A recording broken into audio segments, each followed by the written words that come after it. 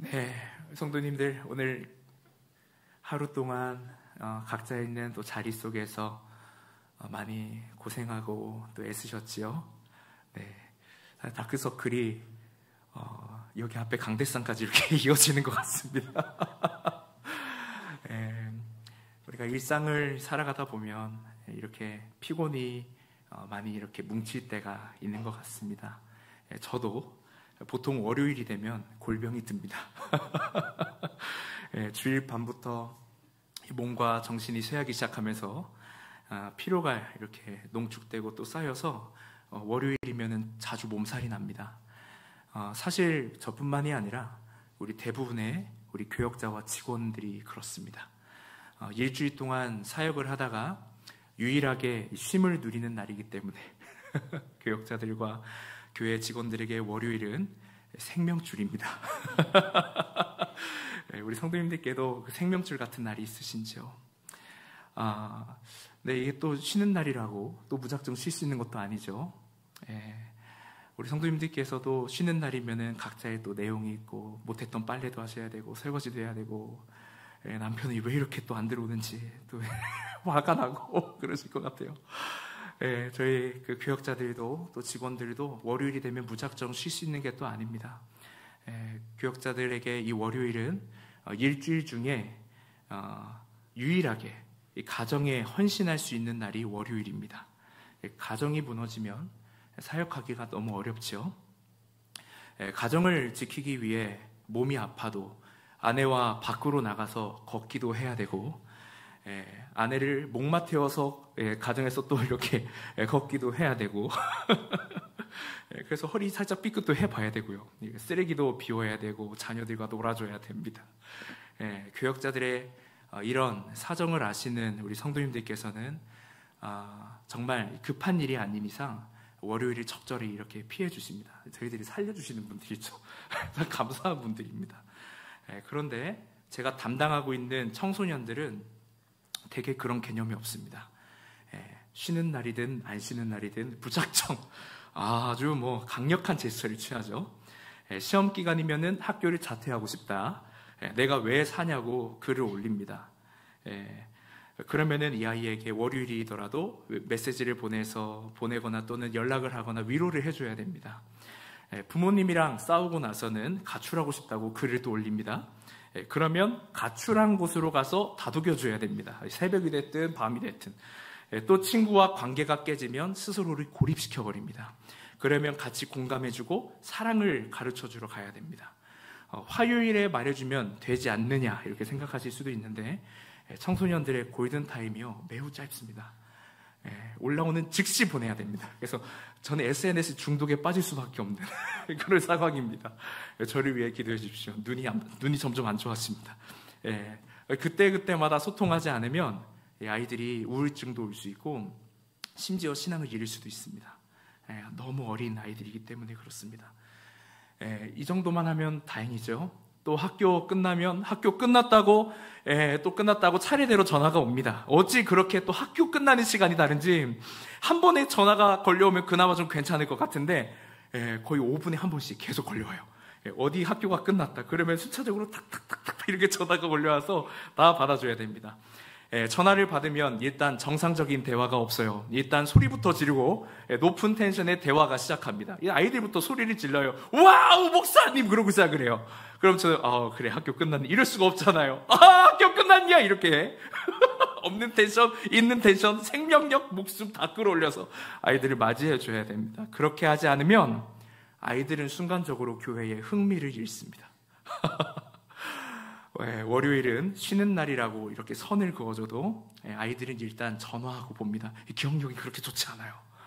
그러면 저는 또 알려주죠. 월요일은 쉬는 날이라고. 우리 성도님들께서 그러신 분은 없으시죠? 월요일은 쉬는 날.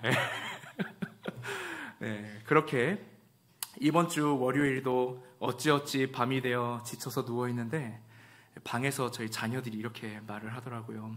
아빠 저희 쭉쭉이 해주세요. 저희 집 관례 같은 거예요. 자기 전에 아빠 쭉쭉이 해주세요. 쭉쭉이를 안 해주면 쭉쭉이 안 했는데 안 안아줬는데 뽀뽀 안 해줬는데 이러고서 제 마음을 계속 이렇게 찢습니다. 귀엽기는 한데 아빠 축축이 해주세요 또 그래가지고 근데 이제 해주려고 이제 가려고 이제 몸을 움직이는데 그날따라 몸이 안 움직이는 거예요. 그래서 얘들아 미안하다. 아빠가 오늘은 쭉쭉이를 정말 못 해줄 것 같다. 그랬더니 이 둘째 아이가 방에서 나와서 저를 안마해 주더라고요. 와, 그러더니 이제 첫째하고 막내도 나와서 이 세 아들이 모두 안마를 해 주었습니다. 그리고 저를 이렇게 꼭 안아주면서 사랑해요 아빠. 녹았습니다. 하루의 피로도가 쫙 녹아버립니다. 얼마나 위로가 되던지요. 정말 모든 피로가 사라지는 것 같았습니다. 이 맛에 사람들이 위로받을 만한 것을 찾나 봐요. 저에게는 월요일과 가정이 큰 위로가 됩니다. 우리 성도님들의 위로는 무엇인지요? 저처럼 가정인 분들도 계실 것 같고, 운동 동호회나 교회 공동체라고 말씀하는 분들도 계실 것 같습니다. 또 어떤 분들은 돈이 위로다, 돈이 위로다라고 하실 수 있을 것 같아요.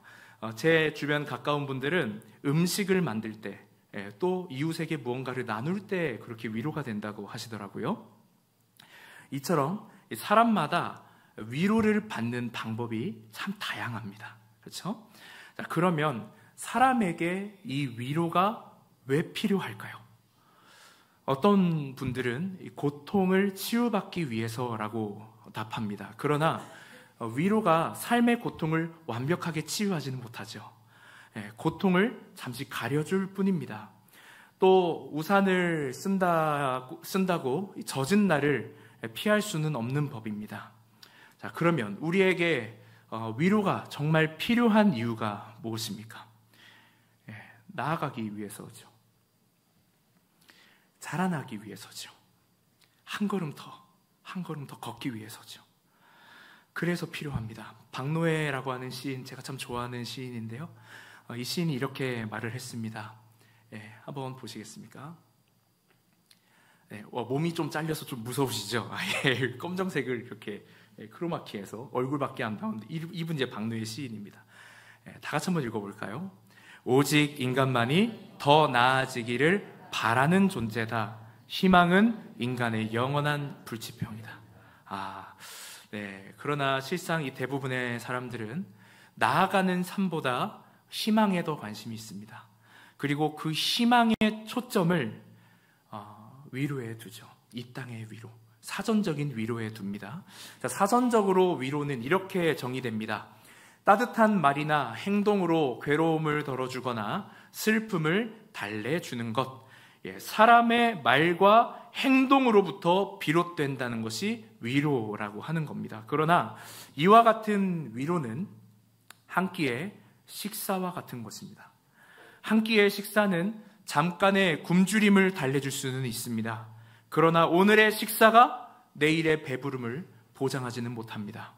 내일의 굶주림에 대한 준비가 없는 한 그 한 끼의 식사는 지금의 허기가 해결된다고 할지라도 또다시 다가오는 내일에 대한 그 근본적인 문제를 해결할 수가 없습니다. 한 끼에 그친 위로는 내일에 대한, 죽음에 대한, 비참에 대한 근본적인 인간의 공포를 결코 해결할 수 없다는 이야기죠. 당장은 괜찮아 보이죠. 당장은 피로도가 해결되는 것처럼 보이죠. 당장은 행복해 보이죠. 당장은 문제가 없어 보입니다. 그러나 결국 어떤 일이 발생하죠? 사람의 비참 앞에, 죽음 앞에 또다시 어떤 일이 일어날 줄 모르는 공포가 도사리고 있는 내일 앞에 아무 희망 없이, 아무 소망 없이 슬퍼하게 됩니다. 그렇게 기도할 힘도 잃어버리고, 그렇게 예배드릴 힘도 잃어버리고 지치는 거죠. 근본적인 문제가 해결되지 않았기 때문입니다. 희망의 초점을 사람의 위로에 두고 살았을 때의 결과는 불보듯 뻔합니다. 바울은 데살로니가 교인들에게 진정한 위로가 무엇인지를 전합니다. 그리고 진정한 위로는 성도와 교회와 가정을 나아가게 하고 자라나게 함을 가르쳐 줍니다. 다 같이 데살로니가 전서 4장 13절을 읽어보시겠습니다. 형제들아, 자는 자들에 관하여는 너희가 알지 못함을 우리가 원하지 아니하노니 이는 소망 없는 다른 이와 같이 슬퍼하지 않게 하려 함이라. 아멘. 바울은 죽은 자들을 어떻게 표현하죠? 자는 자들이라고 표현을 합니다. 신약 성경에서 자는 자들이라고 하는 표현은 곧 언젠가는 깨어날 사람들을 의미합니다. 부활을 담고 있는 표현이죠. 데살로니가 성도들은 바울이 이 데살로니가 전서를 보내기 전부터 부활을 믿어왔었습니다. 그리고 부활을 위로로 삼았습니다. 그러나 그들은 얼마 가지 않아서 죽음에 대해 큰 염려를 갖게 되었어요. 그들이 갖게 된 염려는 먼저 죽은 그리스도인들이 예수님의 재림 때 살아있는 자들보다 덜 영광스럽고 혹여나 불이익을 당하지 않을까에 대한 것이었습니다. 그들이 죽음에 대한 염려에 빠져 있을 때 바울은 이렇게 위로합니다. 14절을 읽어볼까요? 우리가 예수께서 죽으셨다가 다시 살아남을 믿을진대 이와 같이 예수 안에서 자는 자들도 하나님이 그와 함께 데리고 오시리라. 아멘. 바울은 예수께서 재림하실 때에 성도들이 부활하여 예수님과 함께 나타날 것을 말하면서 위로합니다. 그러나 중요한 건 그 전의 내용입니다. 바울은 이 위로를 전하기 전에 성도들의 무엇을 확인하죠? 죽으셨다가 다시 살아나신 예수 그리스도를 믿는 믿음을 확인합니다. 믿을진대입니다. 이어서 15절도 읽어보겠습니다. 우리가 주의 말씀으로 너희에게 이것을 말하노니 주께서 강림하실 때까지 우리 살아남아 있는 자도 자는 자보다 결코 앞서지 못하리라. 아멘. 예수께서 재림하실 때 죽은 자들이 살아있는 자들보다 덜 영광스럽거나 불이익이 없다는 것을 가르칩니다. 오히려 죽음이라고 하는 건 더 예수님께 가까이 나아가는 것이고 끝이 아니라 시작이라고 하는 걸 가르쳐줍니다. 그러나 그 전에 바울이 무엇을 말합니까? 주의 말씀으로 이것을 말합니다. 주의 말씀으로. 바울은 주님의 말씀이 가진 권위에 의지하여서 성도들을 위로하고 있는 것입니다. 여러분, 이 말씀이 왜 권위가 있습니까? 예수 그리스도로부터 전해진 말씀이기 때문에 그렇습니다. 결국 바울은 무엇으로 염려에 빠진 성도들을 위로하는 것이죠? 예수 그리스도입니다. 예수 그리스도. 바울은 무엇으로 근본적인 문제에 염려하는 성도들을 위로합니까? 예수 그리스도입니다. 바울은 예수 그리스도만이 유일한 위로임을, 영원한 위로임을 선포합니다. 16절, 17절에서 바울은 성도들의 초점을 더욱 예수 그리스도께 집중시키는데요. 다 같이 16절, 17절 다 같이 읽어보겠습니다. 주께서 호령과 천사장의 소리와 하나님의 나팔 소리로 친히 하늘로부터 강림하시리니 그리스도 안에서 죽은 자들이 먼저 일어나고 그 후에 우리 살아남은 자들도 그들과 함께 구름 속으로 끌어올려 공중에서 주를 영접하게 하시리니 그리하여 우리가 항상 주와 함께 있으리라. 아멘. 예수께서 호령과 천사장의 소리와 하나님의 나팔 소리로 강림하신다고 합니다. 이는 예수께서 악한 자를 심판하시고 의로운 자를 구원하시는 분으로서 이 땅에 오신다는 것이죠. 또 예수 안에서 죽은 자들이 일어난다고 합니다. 이는 죽은 그리스도인들이 예수 안에서 생명을 얻게 된다는 것을 의미합니다. 그리고 17절에 살아남은 자들이 구름 속으로 끌어올려져서 공중에서 주를 영접하게 된다고 합니다. 구약에서 구름은 하나님의 임재를 상징해 왔습니다. 그런 의미에서 성도는 죽어서나 살아서나 모두 동등하게 부활하고 하나님의 임재의 영광에 참여하게 됨을 의미합니다. 여러분, 종말에 나타날 이 모든 일의 초점이 예수 그리스도께 맞추어져 있습니다. 지금 데살로니가 성도들은 어떤 상황에 있습니까? 바울을 통하여서 새 안식일 동안 그리스도의 복음을 받아들이고 그렇게 많은 귀부인들과 경건한 헬라인들이 주님 앞에 나와 회개하고 예수 그리스도를 믿기로 결단한 때였습니다. 그때 그것을 시기하던 유대인들은 불량배들을 불러서 데살로니가 성도들이 핍박하고 그들을 관청에 고발했을 시기였습니다. 바울은 그 사이에 성도들에 의하여서 데살로니가에서 베레아로, 베레아에서 아테네로, 아테네에서 고린도로 옮겨가면서 그는 여전히 복음을 전했지만 데살로니가 교인들은 여전히 그 자리에 남아서 그 불량배들로부터 온갖 협박과 핍박을 받아야 했단 말입니다. 바로 그때 바울이 그들에게 이야기하는 것이죠. 우리의 초점을 예수께 맞춰야 한다. 다시 오실 예수 그리스도, 악과 모든 사탄의 권세를 심판하실 그 예수 그리스도께 우리의 모든 시선을, 우리의 모든 초점을 맞춰야 한다고 그들을 위로합니다. 예수 그리스도께 집중합니다. 예수 그리스도를 보고 있어도 더 보라고 합니다. 데살로니가 교인들은 아주 믿음이 괜찮았던 사람들입니다. 믿음을 지켰고요, 그들 안에서 끝까지 주님을 지키려고 하는 발버둥이 있었습니다. 예수 그리스도를 믿고 있어도 바울은 그들을 향하여 더 믿으라고 합니다. 더 바라보라고 합니다. 그리고 바울은 데살로니가 전서 4장의 마지막 절에서 교회를 향해 이렇게 가르치죠. 다 같이 읽어볼까요? 그러므로 이러한 말로 서로 위로하라. 아멘. 우리 수원 서북교회 우리 모든 성도님께 여쭙고 싶습니다. 여러분의 진정한 위로가 무엇입니까? 살아서뿐 아니라 죽어서도 받을 수 있는 영원하고도 유일한 그 위로가 무엇입니까? 하이델베르크 요리문답 제1문에서 우리에게 이렇게 질문합니다. 다 같이 읽어볼까요? 살아서나 죽어서나 당신의 유일한 위로는 무엇입니까? 답을 다 같이 읽어보겠습니다. 살아서나 죽어서나 나는 나의 것이 아니요 몸도 영혼도 나의 신실한 구주 예수 그리스도의 것입니다. 아멘. 바울의 고백도 우리가 같이 읽어보기를 원합니다. 고린도후서 1장 5절입니다.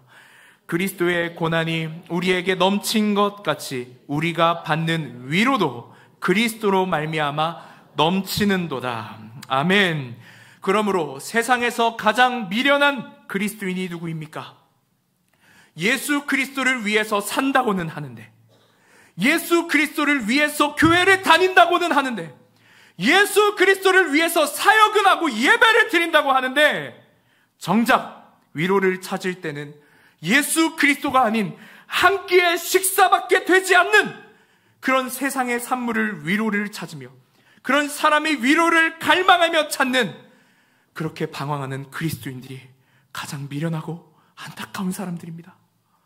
성경은 성도에게 진정한 위로를 가르칠 때 사람이 무엇을 했느냐, 야, 너 그거 운동해봤냐? 골프 쳐봤냐? 수영해봤냐?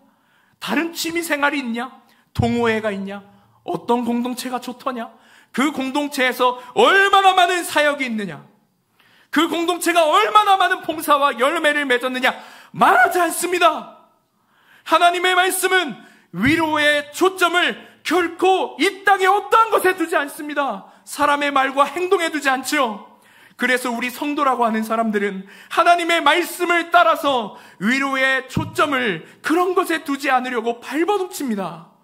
그것들을 보며 아이고 부질없다, 아이고 저게 뭐냐, 다 지나간다, 다 지나간다, 이렇게 이야기하는 사람들이라는 거예요. 여러분, 잠시 우리가 교회에 오는 그 가장 큰 이유가 무엇인지부터 점검할 수 있기를 바랍니다. 교회에 오면 세상에서 받은 스트레스를 조금 해소할 수 있기 때문입니까? 교회에서 말씀을 듣다 보면 위로도 받고 마음을 풀 수 있기 때문입니까? 물론 그런 분위기가 있죠. 그러나 우리가 교회에 오는 이유는 단 한 가지여야 합니다. 유일한 위로, 영원한 위로, 예수 그리스도. 여기 아멘이 없습니다. 다시 하겠습니다. 영원한 위로, 유일한 위로, 예수 그리스도. 여러분, 그게 우리가 교회에 오는 단 한 가지의 이유여야 합니다. 여러분 믿으십니까? 성도는 내가 무엇을 했는지, 교회가 무엇을 했는지에 따라서 오는 유익으로 만족을 얻는 사람들이 아니죠. 예수께서 우리를 위해 하신 일이 무엇인지, 하나님께서 우리를 얼마나 사랑하셨는지를 알게 될 때, 하나님의 역사를 깨닫게 될 때 참 위로를 누릴 수 있는 사람들입니다. 바울은 이런 말로 서로를 위로하라고 가르칩니다. 그래서 우리의 위로는 한 끼 밥과 같은 것이 아닙니다. 내가 위로할 힘이 없다고 위로할 수 없는 게 아니고요. 여전히 그 자리에, 여전히 우리 가운데 역사하고 계시는 예수 그리스도로 말미암아 위로할 수 있는 줄로 믿으시기를 바랍니다. 여러분, 성도가 받은 위로는 영원한 위로입니다. 한 끼 밥과 같은 세상의 산물에서는 결코 영원한 위로를 찾을 수 없습니다. 잠시 잠깐의 행복, 잠시 잠깐의 평안, 잠시 잠깐의 기쁨은 있을지 모르겠어요. 그렇지만 영원하지 않습니다. 내 자식들도, 아내도, 남편도, 가정도, 운동도, 취미생활도, 심지어 공동체도, 좋은 학교, 좋은 직장도 영원한 위로가 될 수 없습니다. 우리 수원서북교회가 더 깊은 곳을 바라볼 수 있기를 축복합니다. 하나님께서 인생에 행하신 모든 일들을 바라보십시오. 하나님께서 우리 교회에 역사하신 모든 일들을 여러분 다시 생각해 보십시오. 하나님께서 우리를 어떻게 대속하셨는지, 우리 가운데 어떻게 역사하셨는지 여러분 생각해 보십시오. 그것에 집중하십시오. 그리고 성부의 말에 어떠한 토를 달지 않고, 어떠한 항변을 하지 않고 하나님의 모든 것을 우리에게 보이신 예수 그리스도를 바라보십시오. 예수 그리스도께 집중하지 못하면 교회는 교회됨을 잃습니다. 교회는 예배 공동체요, 잔치 공동체입니다. 예수 그리스도로 말미암아. 그러나 예수 그리스도께 집중하지 못하면 예배를 드려야 하는데 사역한다고, 봉사한다고 예배를 못 드리고, 예배 가운데 하나님을 만나야 되는데 사람들 만나느라 예배 안 드리고, 때론 조용히 우리를 부르시는 주님과 독대해야 되는데 더 화려한 사역, 더 화려한 무언가를 추구하다가 주님을 만난 건지, 내 흥에 취해서 그냥 만족을 얻는 건지 분간하지 못하게 됩니다. 베드로전서 1장 18절 19절 다 같이 한번 읽어보겠습니다. 너희가 알거니와 너희 조상이 물려준 헛된 행실에서 대속함을 받은 것은 은이나 금같이 없어질 것으로 된 것이 아니요 오직 흠없고 점없는 어린 양 같은 그리스도의 보배로운 피로 된 것이니라. 할렐루야. 여러분, 예수 그리스도의 보배로운 피가 흐르는 교회됨을, 그러한 예배됨을 회복하는 저와 여러분 되시기를 주님의 이름으로 축복합니다. 제가 수원 서북교회에 온 지 벌써 1년이 되었어요. 와, 시간 진짜 빠른 것 같아요. 1년이 되었어요. 사역하면서 제가 우리 교회에서 개인적으로 참 가장 부럽다, 참 나도 그렇게 되고 싶다라고 느껴지는 세대가 있습니다. 바로 저와 동년배의 그 젊은 세대들입니다. 왜 부러운가 하면 왜 부러울 것 같아요? 네, 왜 부럽냐면 부모님들이 자녀들과 함께 부서에서 예배를 드리잖아요. 그게 저는 너무 부럽고 참 보기가 좋습니다. 성도님들도 그러시죠? 우리 젊은 세대가 이렇게 같이 아이들이랑 같이 나와서 부서에서 예배 드리고 같이 춤추고 애들 막 점프 뛰어주고 막 하는 그 예배 모습 보면은 감동이 됩니다. 너무 부러워요. 나도 저 세대인데 이거 사역을 참 할 수도 없고 죄송합니다 목사님. 예. 그러나 그 가운데 우리 젊은 세대가 계속해서 점검해야 할 것이 있습니다. 사실 이러한 점검은 우리 젊은 세대뿐만이 아니라 우리 모든 세대가 점검해야 될 부분입니다. 바로 나의 예배는 드려지고 있는가입니다. 나의 예배는 드려지고 있는가? 어린아이에게는 어린아이에 맞춰진 예배와 설교가 필요한 것처럼 우리 장년들에게는 장년들에게 맞추어진 예배와 설교가 필요합니다. 여러분을 만나기 위해 예수 그리스도께서 우리 교회에 세우신 담임 목사님의 설교를 들으시기를 바랍니다. 카메라 보고 얘기했습니다. 우리 보통 수요예배 온라인 방송을 보시는 분들이 많으면 30명, 적으면 20명 이렇게 보시거든요. 젊은 세대가 있지 않을까요? 계시는 줄 믿고 말씀드립니다. 아이들을 돌보시느라 본당 예배에 참여하기가 어려우시다면 온라인으로라도 9시 예배를 드리고 오시기를 좀 부탁드립니다. 그래야 우리 젊은 부부들이 살 수 있습니다. 참된 위로이신 그 예수 그리스도의 보배로운 피가 우리의 가정에 흐르기 위해서는 우리의 예배가 먼저 회복이 되어야죠. 그러려면 교회됨이 부모로부터 회복이 되어야 하는데 그 첫 번째 스텝이 예배의 회복입니다. 그때 비로소 부모가 자녀들에게 보여줄 것이 있고 가르쳐 줄 것이 있고 남겨줄 것이 있게 됩니다. 우리 자녀들에게 오직 예수 그리스도만이 영원한 위로요, 유일한 위로라고 하는 사실을 가르쳐 주십시오. 사랑하는 수원서북교회 성도 여러분, 예배를 통해서 주님의 말씀을 통해서 다시 오실 예수 그리스도로부터 오는 그 위로를 받으십시오. 그 위로를 전인격적으로 느낄 때 우리의 가정과 교회 그리고 한 명 한 명의 그 성도의 삶이 비로소 하나님의 위로가 나를 숨쉬게 합니다. 고백할 수 있게 될 줄로 믿습니다. 저를 한번 따라해 주시겠습니까? 하나님의 위로가 나를 숨쉬게 합니다. 여러분, 위로의 초점을 세상의 산물에 두고 교회를 세우려 하지 마십시오. 오염된 복음이 교회의 중심이 되지 못하도록 철저히 거부하십시오. 이웃을 향한 사역, 남성 사역, 다음 세대 사역, 청년 사역이 흥하는 길은 교회를 동아리로 만들 때가 아니라 오직 예수 그리스도께 집중할 때입니다. 초대교회가 부흥했던 이유는 교회가 근본적인 문제를 이기신 예수 그리스도만을 유일한 위로로 삼았기 때문입니다. 그리고 예수 그리스도로부터 받은 위로를 이웃들에게 전했고 책임을 감당했죠. 그때 부흥했습니다.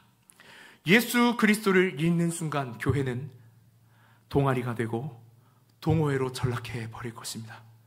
침묵회가 될 겁니다. 주님께서 주신 명예와 책임은 사라지고 자신의 안위만을 걱정하는 매정한 교회가 되고 말 겁니다. 하나님께서 오늘 말씀을 통해 우리에게 살아서나 죽어서나 임마누엘이라고 하는 불군의 신앙으로 나아가기를 간절히 원하고 계십니다. 살아서나 죽어서나 영원한 또 유일한 그 하늘의 위로가 우리 모두에게 부어지기를 주님의 이름으로 축복합니다.